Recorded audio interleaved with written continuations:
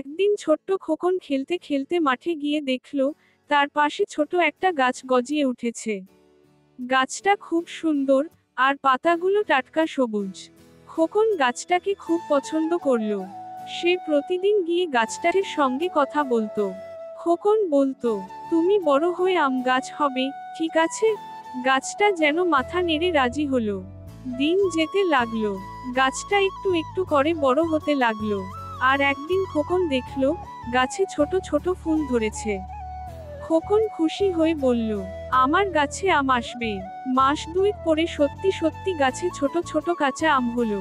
খোকন খুব খুশি, কিন্তু তখনই বিপদ ঘটল।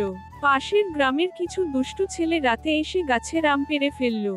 গাছের ডাল ভেঙে দিল। সকালে খোকন এসে দেখে সব আম নেই।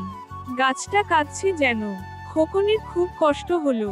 সে গাছটাকে জড়িয়ে ধরে বলল, আমি আছি, আর কাঁদো না, আমি তোমার যত্ন নেব। সেই দিন থেকে খোকন আরো ভালোভাবে গাছের যত্ন নিতে লাগলো। পরের বছর গাছে আবার অনেক আম হলো। এবার খোকন সব আম পারল, গ্রামের সবাইকে ভাগ করে দিল। বলল, এই আম আমার গাছের উপহার। সবাই মিলে খাও, গাছকে ভালোবাসো। সবাই খুশি হয়ে খোকনকে ধন্যবাদ দিল।